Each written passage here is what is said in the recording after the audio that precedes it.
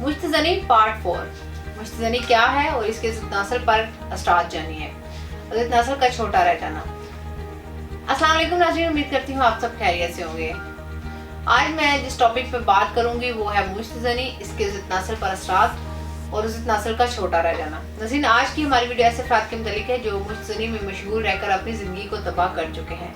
ऐसे अफराद के इलाज के लिए इस वीडियो में मुश्तज़नी से पैदा होने वाली ज़ाहिरी अलामात, इससे बचने का तरीका और वीडियो के आखिर में अज़्र खास से मुतालिक मुकम्मल इलाज के बारे में बताऊंगी, जिसको इस्तेमाल में लाकर आप मुश्तज़नी से नफ्स में पैदा होने वाली मखसूस खराबियों से छुटकारा हासिल कर सकते हैं। अब मैं मुश्तज़नी से पैदा होने वाली ज़ाहिरी अलामात के बारे में बताऊंगी। पहले यहाँ कसरत जलक और मुश्तज़नी के शिकार अफराद में ज़ाहिर होने वाली अलामात में से चंद अलामात का जिक्र करती हूँ, जो कि अमूमन ऐसे अफराद में नुमायाँ होती है जो कि जलक का शिकार होते हैं। ये बात भी काबिल जिक्र हो कि हर फर्द जो कि जलक का शिकार हो उनमें इन तमाम अलामात या उनमें से चंद का मौजूद होना ज़रूरी नहीं, लेकिन ये अलामात तशख़ीस और इलाज में आसानी फराहम करती हैं।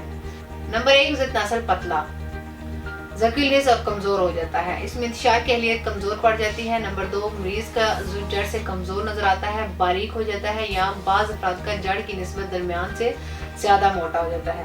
नंबर 3, जलक का मरीज़ पस्त हिम्मत, गमगीन और उदास रहता है। नंबर 4, मरीज़ तन्हाई पसंद हो जाता है और अकेला रहना पसंद करता है। नंबर 5, क़ुव्वत इरादी में कमी और काम से नफरत होने लगती है।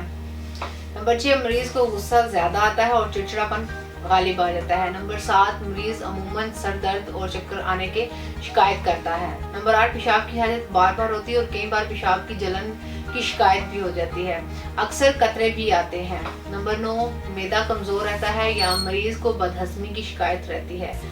नाज़रीन, ये थी मुश्तज़नी की ज़ाहिरी अलामात। अब मैं आपको मुश्तज़नी के नुकसानात के बारे में बताती हूँ। ये एक मुअज़्ज़र सेहत और जानलेवा नशा है जिससे इंसान अपनी दुनिया और आखिरत दोनों तबाह कर रहता है। ये बैक वक्त इंसान को रूहानी और जिस्मानी दोनों बीमारियों में मुब्तला करता है।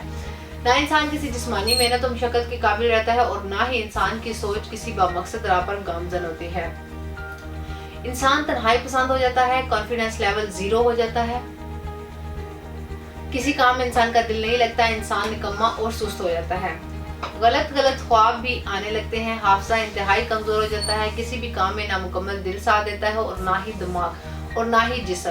शादी के नाम से खौफ आने लगता है, किसी भी काम में हाथ कांपने लगते हैं, बाजों और टांगों से आवाज़ें आने लगती हैं, सर के बाल तेज़ी से गिरने लगते हैं। इसके अलावा अक्सर हाथ और पाँव सुन्न हो जाते हैं, आंखों के गिर्द काले हल्के भी बन जाते हैं, नाखूनों में सफेदी ज़ाहिर होने लगती है, हाथों में शरियानें नजर आने लगती हैं, कमर में दर्द शुरू हो जाता है। नाज़रीन, अब इन कुछ अलामात के बाद मैं आपको मुश्तज़नी से निजात की चंद ज़रूरी हदायत बताती हूँ।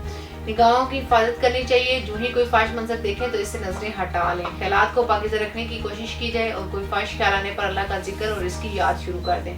निकाह में उजलत की जाए और ख़ुद को अपनी शरीके हयात तक ही महदूद रखा जाए।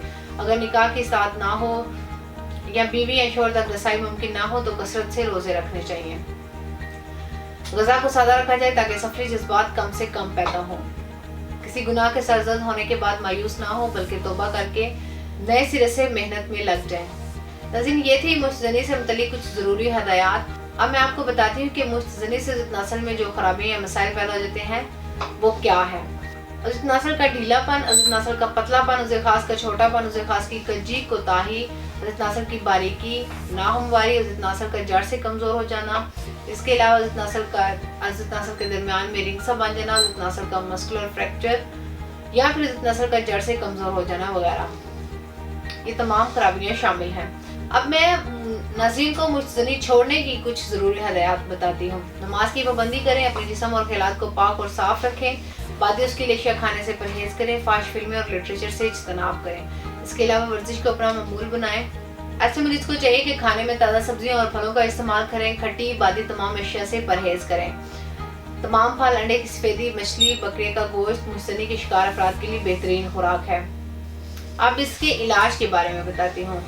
तमाम अमराज बशमूल मुश्तज़नी के इलाज में बेहतरीन इंतखाब कुदरती यानी तिब्बी तरीका इलाज है, जो कमज़ोर और सदाबहार यानी कि ख्वाहिशमंद मर्दों के लिए एक काबिल-एतमाद और हर्बल तरीका इलाज है। सबसे ज़्यादा अहमियत भी कुदरती तरीके इलाज को हासिल है, क्योंकि अक्सर एलोपैथिक अद्वियात और मुख्तलिफ नायब डॉक्टर्स और हुक्मा असरात के इलाज से वक्ती आराम तो आ जाता है, लेकिन बाद में मर्ज फिर अपनी असली हालत में वापस आ जाता है।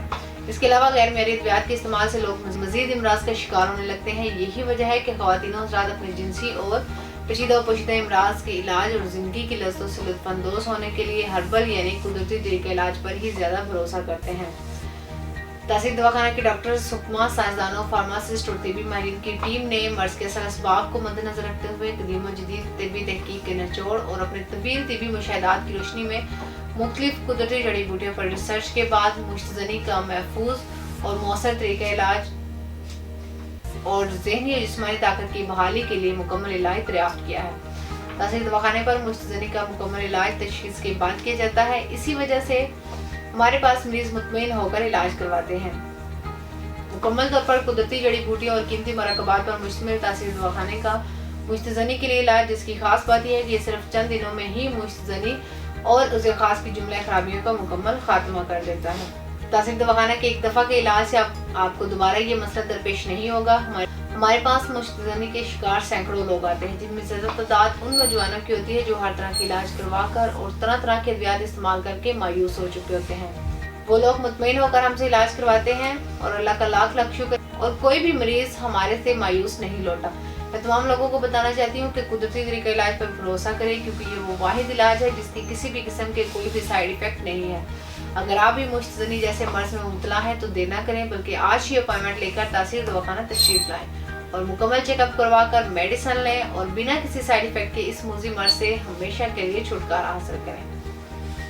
یہ علاج نہ صرف مشت زنی کا خاتمہ کرتا ہے بلکہ اس کی وجہ سے پیدا ہونے والی جنسی اور جسمانی کمزوری کے لیے بھی انتہائی مفید و مؤثر ہے۔ اس کے متعلق مزید معلومات اور رہنمائی کے لیے اسکرین پر دیے گئے نمبرز پر رابطہ کریں اور ہمارا یوٹیوب چینل تحصیل دواخانہ وزٹ کریں۔ اگلے پروگرام میں اسی موضوع کے ساتھ ایک نئی معلومات کے ساتھ دوبارہ حاضر ہوں گی۔ تب تک کے لیے اپنا خیال رکھیے، مجھے اجازت دیجیے، اللہ حافظ۔